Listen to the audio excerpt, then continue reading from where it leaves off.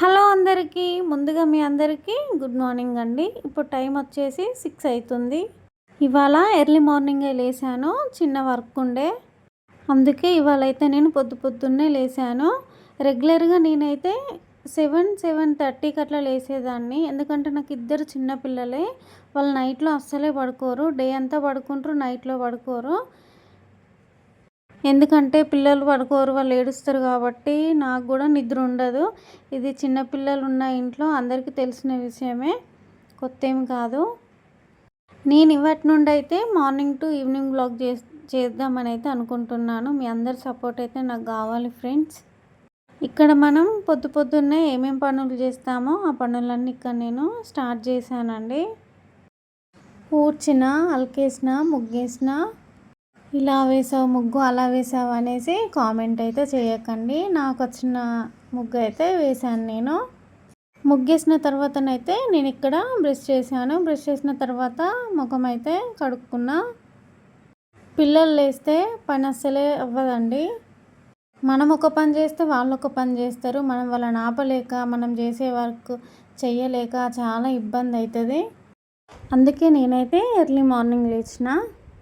నా హస్బెండ్ అయితే ఇంకా డ్యూటీకి వెళ్ళలేదు, ఇంట్లోనే ఉన్నాడు. ఒకవేళ పిల్లలు లేచినా కూడా తను చూసుకుంటాడు కదా, ఆలోపు పనంతా కంప్లీట్ చేసుకుందాం అనేసి అయితే నేను ఎర్లీ మార్నింగే లేసాను. పిల్లలుంటే ఇల్లంతా చిందరబందర అయిపోతుందండి. మా చిన్నోడు అల్లరైతే మామూలుగా ఉండదు. ఒక దగ్గర పెట్టింది వాడు అస్సలే ఉంచాడు, ఎక్కడ పడితే అక్కడనే వేసేస్తాడు. మనం ఊడవనట్టే ఉంటుంది ఎవరైనా తెలియని వ్యక్తులు మన ఇంటికి వస్తే. అంత అల్లరి పిల్లాడు నా కొడుకు అయితే. ఇప్పుడైతే ఇల్లు ఊడ్చేసిన, కొన్ని గిన్నెలు ఉండే. నేను రెగ్యులర్గా రోజు నైటే గిన్నెలు తోమి పడుకుంటాను, కానీ నైట్ ఓవర్ లేట్ అయ్యేసరికి నేను తోమలేదు. ఎందుకంటే పిల్లలు బాగా ఏడుస్తారు, ఒకరిని చూసుకోలేక అసలు ఇద్దరిని మెయింటైన్ చేయాలంటే చాలా ఇబ్బంది ఉండే. ఆ టైం వరకు మా హస్బెండ్ రాలేదు, అందుకే నేను గిన్నెలు కూడా తోమలేదన్నట్టు. ఇక మార్నింగే తోమచ్చులే అని అనుకున్నా, అందుకే ఇప్పుడైతే గిన్నెలన్నీ తోమేస్తున్నా. తోమడం కూడా అయిపోయిందండి. ఇప్పుడైతే నేను ఇక్కడ టీ పెట్టుకుంటున్నా. ఒక్కరోజు టీ తాగకపోతే ఏదో కోల్పోయిన ఫీలింగ్ వస్తుందండి నాకైతే. మరి మీకు కూడా అలానే అనిపిస్తుందా ఫ్రెండ్స్? చెప్పండి. నేను ఒక్కరోజు కూడా తాగకుండా అస్సలే ఉండను. డేలో 2 times పక్కా తాగుతా నేను. నాకు ఇష్టం టీ అంటే. టీ తాగుడు కూడా కంప్లీట్ అయిపోయింది కదా. ఇక్కడ నిన్న పిండిన బట్టలు ఉండే, ఆ బట్టలు నిన్న నేను ఫోల్డ్ చేయలేదు, ఇప్పుడైతే మడత పెడతాను. మా చిన్నోడికి టిఫిన్స్ అంటే చాలా చాలా ఇష్టం. వాడు ఎక్కువగా ఇష్టంగా తినేది ఏంటంటే ఇడ్లీ, దోశ పిండి అయినా ఇడ్లీ పిండికైనా నేను పప్పు నానబెడదామని అనుకున్నా కానీ నానబెట్టలేదు. ఇక అందుకే వేరే టిఫిన్స్ కూడా నేను ఇవాళ ఏం చేయట్లేదు, డైరెక్ట్ రైసే పెడుతున్నా. ఇక ఇంత మార్నింగ్ లేవడానికి కూడా ఒక రీజన్ ఉందండి. నా హస్బెండ్ ఆఫీస్కి వెళ్ళడానికి 10:30 లోపైనే ఆఫీస్కి వెళ్ళాలి. ఎప్పటి నుండో అడుగుతున్నాను నన్ను క్యాప్సికమ్ కర్రీస్ చేయని, కానీ నాకు అస్సలు వీలు కావట్లేదు. నేను అందుకే చేయలేదు. క్యాప్సికమ్తో 3 వెరైటీ కర్రీస్ చేయమని అన్నాడు. సరే చాలా డేస్ నుండి అడుగుతున్నాడు కదా, చేద్దామని అయితే ఇవాళ అనుకున్నాను నేను. క్యాప్సికమ్స్ అయితే ఇంట్లో లేవు, మార్కెట్కి వెళ్ళిండు తీసుకొద్దామనేసి. ఏమేమి కావాలనేసి ఫోన్ చేసిండు. ఫోన్ చేస్తే మా చిన్నోనికి క్యారెట్ కర్రీ అని అంటే చాలా ఇష్టం. చిన్నోనికి క్యారెట్స్ పట్టుకురని చెప్పిన, సరే అని అన్నాడు. ఇంట్లో ఏమేమి ఉన్నాయని ఆయన వచ్చే వరకు కట్ చేసి పెడదాం అనేసి చూస్తే 5 టమాటాలు, పచ్చిమిర్చి, ఉల్లిగడ్డ ఉన్నదండి. ఇక మిగతాదంతా పుదీనా, కొత్తిమీర, కరివేపాకు అన్నట్టు. నేను క్లీన్ చేయాలి. ఇప్పుడైతే కట్ చేసి పెట్టుకుందాం. హలో అందరికీ, welcome back to our channel Rakshita Nani. అందరు ఎలా ఉన్నారండి? బాగున్నారా? నేనైతే చాలా చాలా బాగున్నాను. ఇప్పటి వరకు అయితే మన వీడియోస్ ఎవరైతే చూడనట్లయితే ఒకసారి వెళ్ళి మన వీడియో చూడండి. మన వీడియో మీకు నచ్చినట్లయితే తప్పకుండా మన ఛానల్ని సబ్స్క్రైబ్ చేసుకోండి. మీ సపోర్ట్ నాకు ఎప్పటికీ ఉండాలి ఫ్రెండ్స్. ఇవాటి వ్లాగ్ ఏంటంటే, నా హస్బెండ్కి క్యాప్సికమ్ కర్రీస్ అంటే చాలా ఇష్టం. ఎప్పటి నుండో చేయమని అడుగుతున్నాడు, కానీ వీలుండక నేనైతే చేయట్లేదు. సరే ఇవాళ చేద్దామని అయితే ఫిక్స్ అయిపోయినా. మీకు చూపించచ్చు, తను అడిగింది కూడా చేయొచ్చు అనేసి అయితే ఇవాళ వ్లాగ్ అయితే చేస్తున్నాను. ఇంకోటి ఏంటంటే, నేను కెమెరా ముందు మాట్లాడడం కూడా ఇదే ఫస్ట్ టైం అన్నమాట. నాకు కొంచెం చిన్న భయము కెమెరా ముందు మాట్లాడడం. ఎలా రిసీవ్ చేసుకుంటారో, నాకు అంటే వాయిస్ ఎలా వస్తుందో అనేసి అయితే కొంచెం చిన్న భయం ఉండి నేను కెమెరా ముందు అయితే మాట్లాడను. ఎక్కువ కుకింగ్ చేసి కుకింగ్కి వాయిస్ ఓవర్ ఇస్తాను అన్నమాట. అంతే తప్ప కెమెరా ముందు అయితే మాట్లాడడం ఇదే ఫస్ట్ టైము. నా హస్బెండ్ ఫోర్స్ వల్ల ఇప్పుడు నేను మాట్లాడుతున్నాను. ఒకసారి మాట్లాడి చూడు, నువ్వు కుకింగ్కి వాయిస్ ఓవర్ ఇస్తావు కదా, అదే వాయిస్ ఓవర్ ఇస్తున్నా అనుకొని ఒకసారి కెమెరా ముందు మాట్లాడి చూడు, భయం అనేది ఏముండదు, అలవాటు అవుతుంది. ఫస్ట్ నువ్వు మాట్లాడు అనేసి అయితే అన్నాడు. అందుకే నేను బ్లాగ్ చేస్తున్నాను.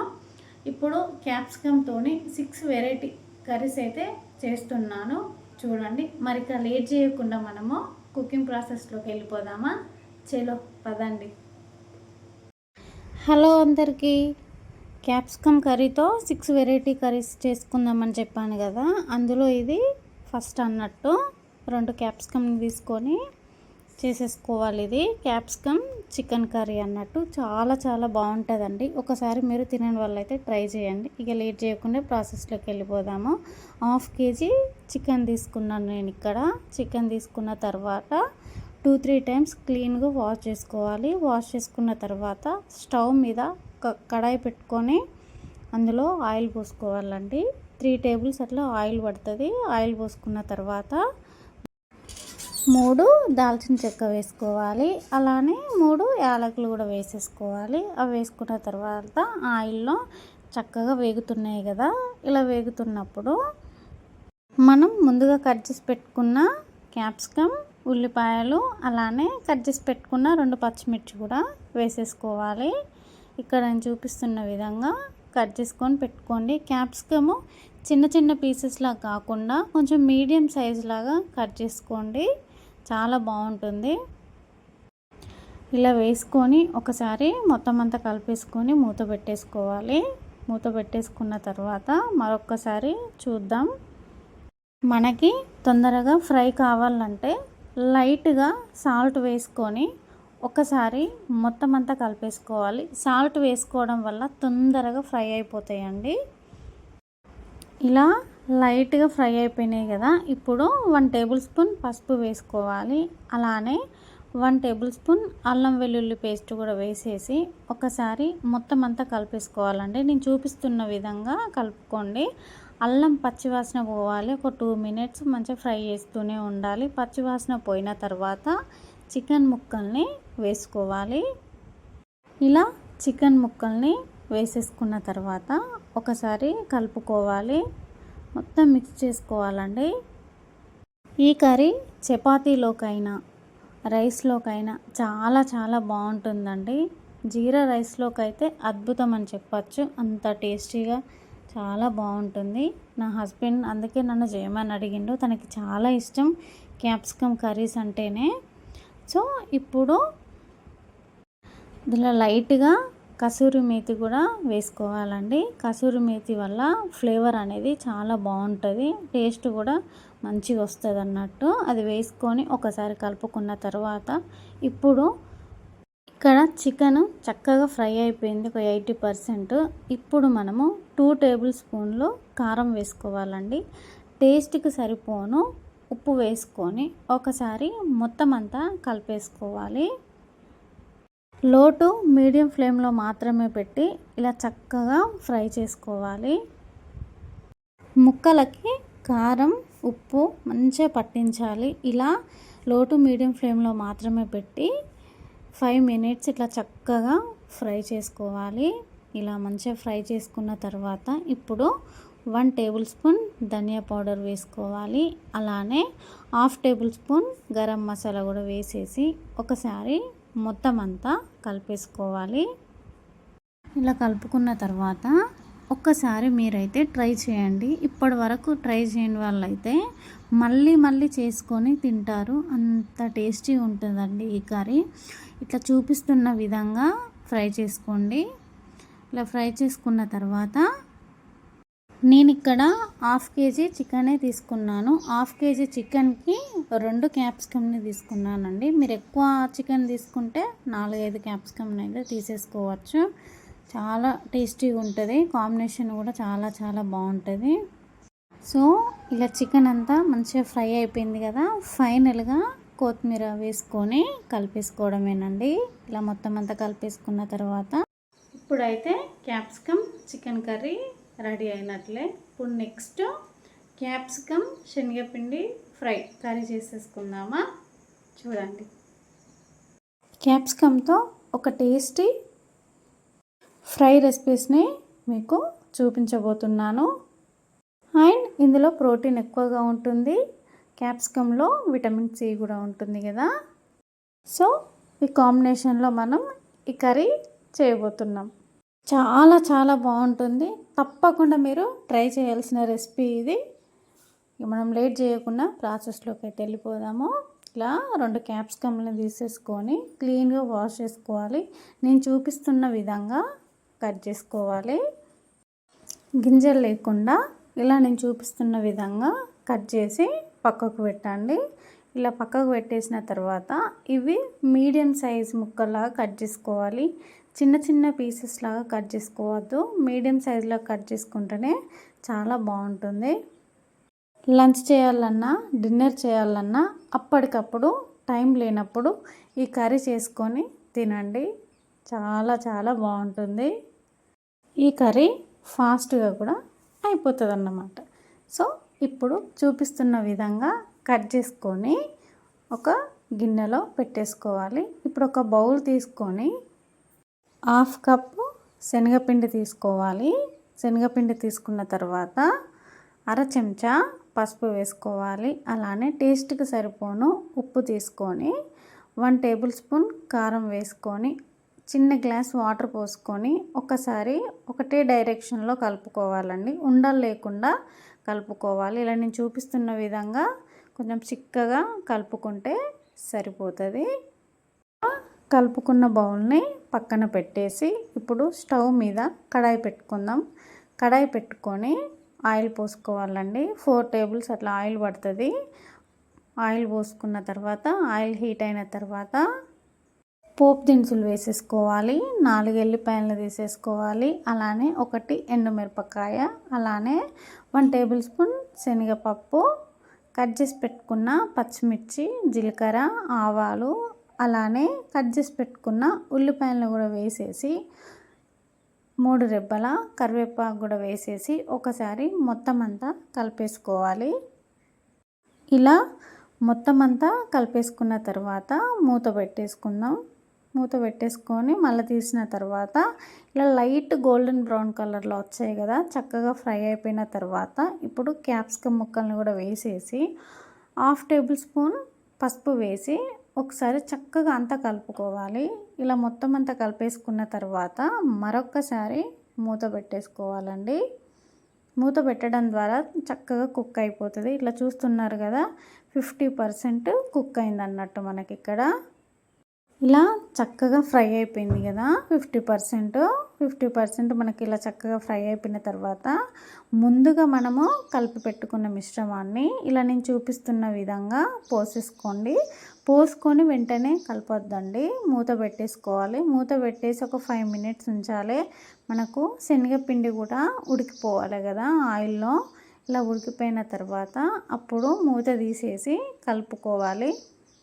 జనరల్గా ఈ క్యాప్సికమ్ని నూడిల్స్లో కానీ శాండ్విచ్లో కానీ వేస్తారు. ఈ క్యాప్సికమ్తో ఎన్నో డిఫరెంట్ కర్రీస్ అయినా ఏవైనా చేసేసుకోవచ్చండి. సింపుల్గా అయిపోయే రెసిపీస్ ఇవి.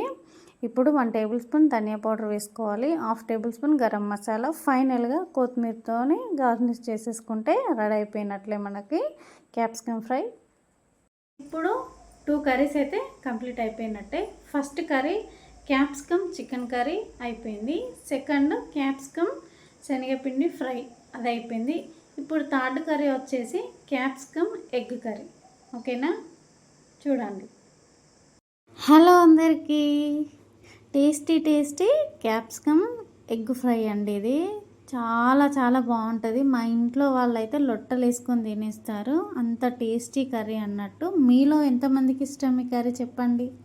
సింపుల్ రెసిపీ అండ్ సింపుల్గా కూడా అయిపోతుంది అన్నట్టు మనకి కర్రీ. అంత టేస్ట్ ఉంటుందండి.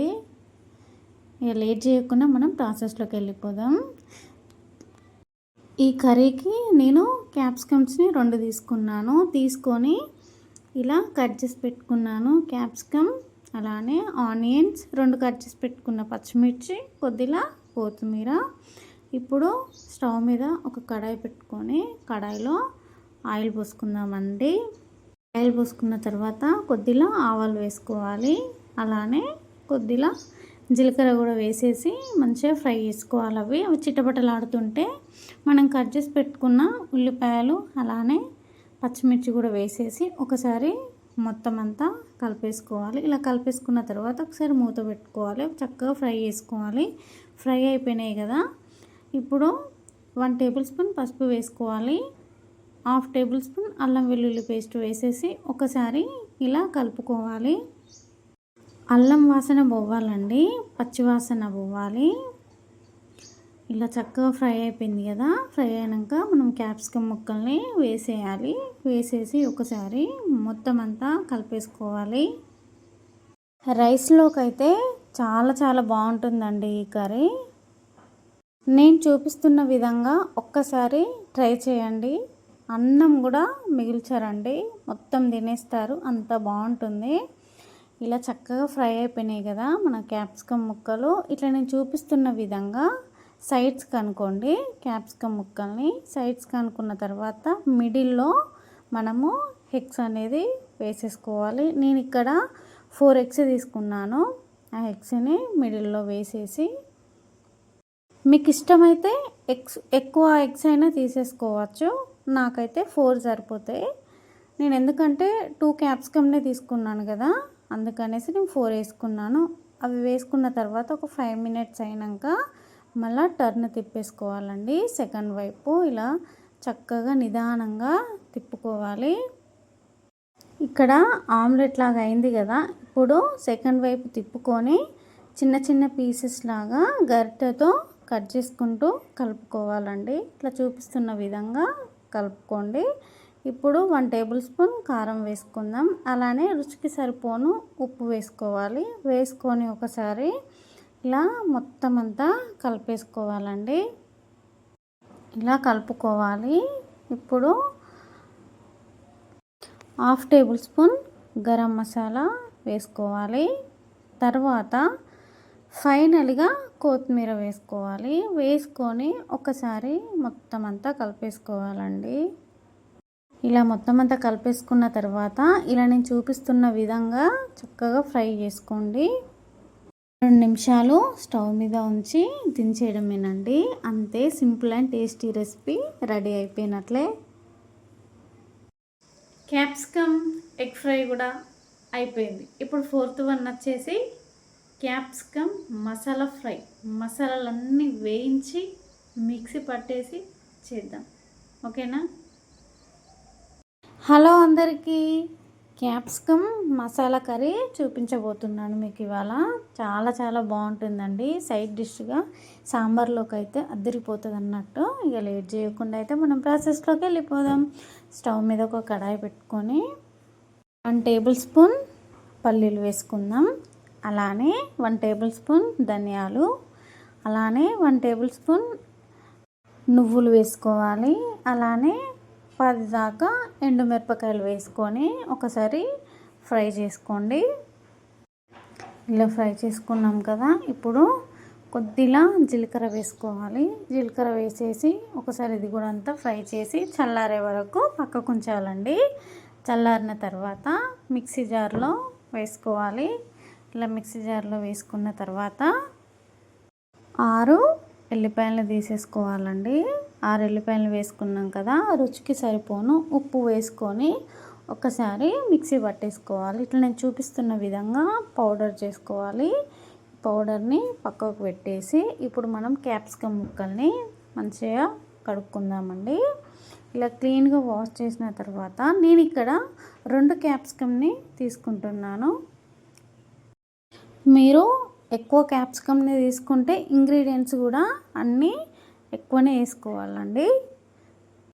ఇప్పుడు నేను 2 క్యాప్సికమ్ని తీసుకున్నా కాబట్టి వాటికి తగ్గ ఇంగ్రీడియంట్స్ మాత్రమే ఏమేమి తీసుకోవాలనేది మాత్రమే మీకు చూపించాను.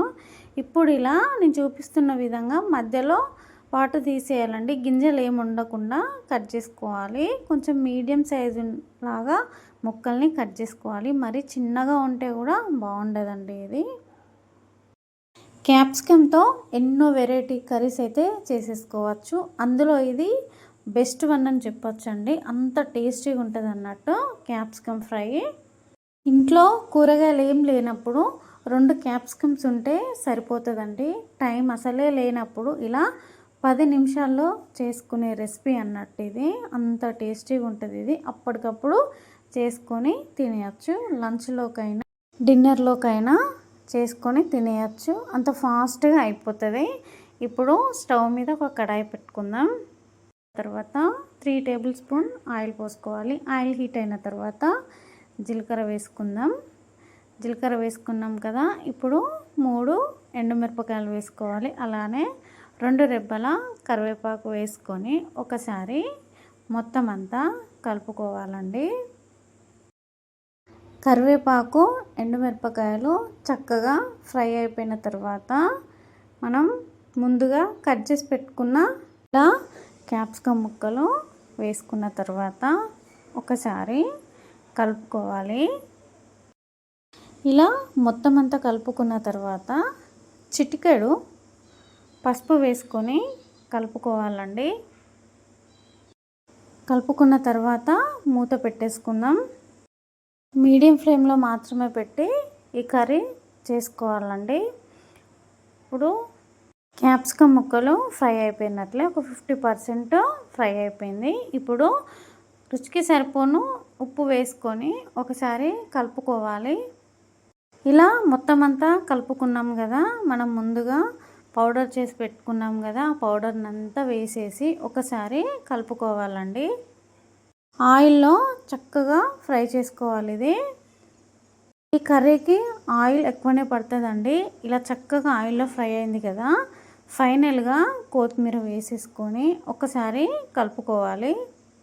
కలుపుకొని ఒక 2 మినిట్స్ తర్వాత దించేసుకొని తినేయడమేనండి. అంతే, సింపుల్ రెసిపీ. మీరు తప్పకుండా ట్రై చేయాల్సిన రెసిపీ అండి ఇది. సింపుల్గా అయిపోతుంది, టేస్ట్ కూడా అంతే బాగుంటుంది.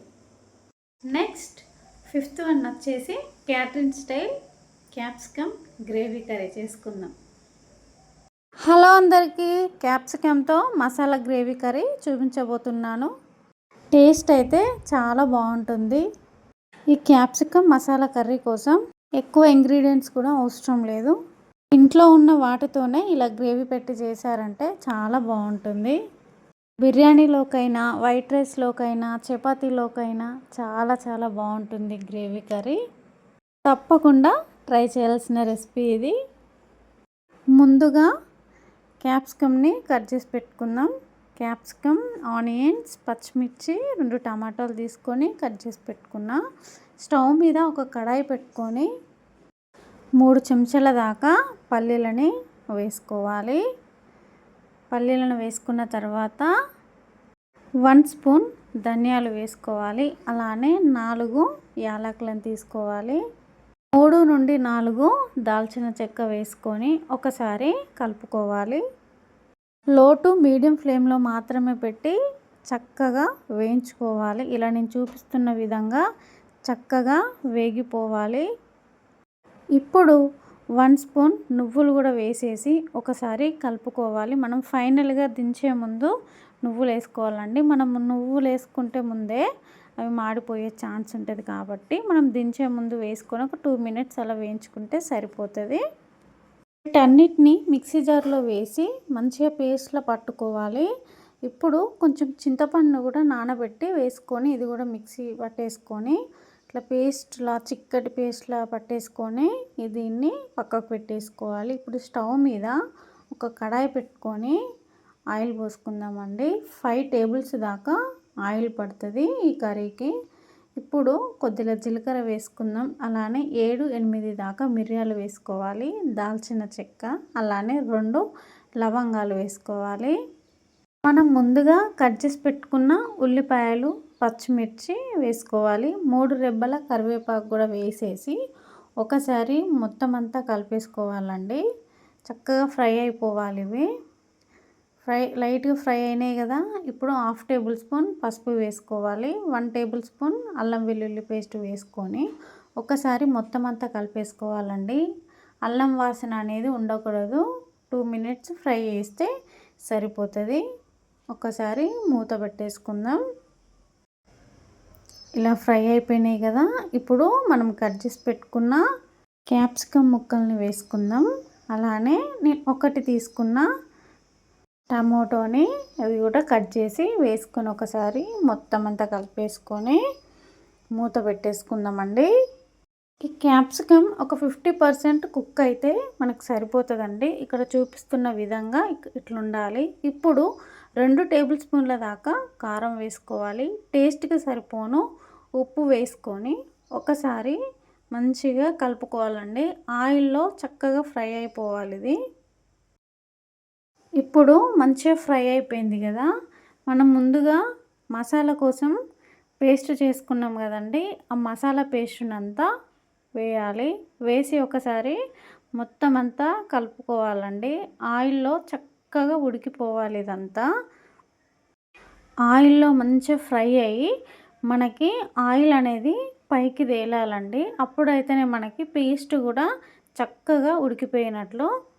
ఇక్కడ చూస్తున్నారు కదా, ఇట్లా చూపిస్తున్న విధంగా ఉండాలి. అలా అయితే మనకి పేస్ట్ చక్కగా ఉడికిపోయినట్లేనండి.